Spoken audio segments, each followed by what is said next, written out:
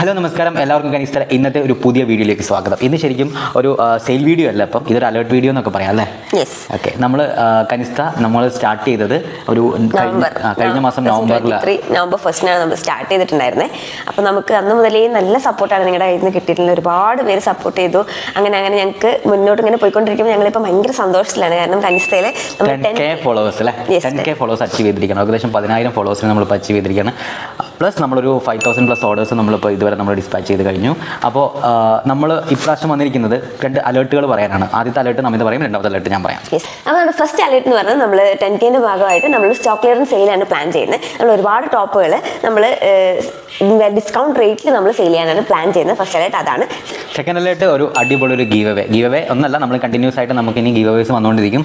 അപ്പോൾ അതിലെല്ലാവരും നിങ്ങളെല്ലാവരും പാർട്ടിസിപ്പേറ്റ് ചെയ്യുക. അപ്പോൾ അത് നമ്മൾ അടുത്ത് വരുന്ന വീഡിയോസിലും കാര്യങ്ങളെല്ലാം നമ്മുടെ ഗീവ് അവേ എന്താണെന്നുള്ള കാര്യങ്ങൾ നമ്മൾ പറയും. അപ്പോൾ സ്റ്റോക്ക് ക്ലിയറൻസ് സെയിലിൻ്റെ വീഡിയോസും ഈ പറയുന്ന ദിവസങ്ങൾ നമ്മൾ സ്റ്റാർട്ട് ചെയ്യുന്നതാണ്. നമുക്കപ്പം എല്ലാ ഐറ്റംസും അത് എങ്ങനെ സ്റ്റോക്ക് ക്ലിയറൻസ് എന്ന് പറയുമ്പോൾ നമുക്ക് എല്ലാ ഐറ്റംസിൻ്റെയും എല്ലാ സൈസസും നമുക്ക് അവൈലബിൾ ആണ്. ചിലതിൻ്റെ മീഡിയം മാത്രം, അല്ലെങ്കിൽ ചിലതിൻ്റെ മീഡിയം ലാർജ്, അങ്ങനെ ചില ഐറ്റംസ് മാത്രം അവൈലബിൾ ആയിട്ടുള്ള സാധനങ്ങളാണ്. അപ്പം അത് വളരെ കുറഞ്ഞ എന്താ പറയുക സ്റ്റോക്കേ ഉണ്ടാവുള്ളൂ. അപ്പോൾ പെട്ടെന്ന് തന്നെ ഇഷ്ടപ്പെട്ട് കഴിഞ്ഞാൽ നിങ്ങൾ പെട്ടെന്ന് തന്നെ ഓർഡർ പ്ലേസ് ചെയ്യാം കേട്ടോ.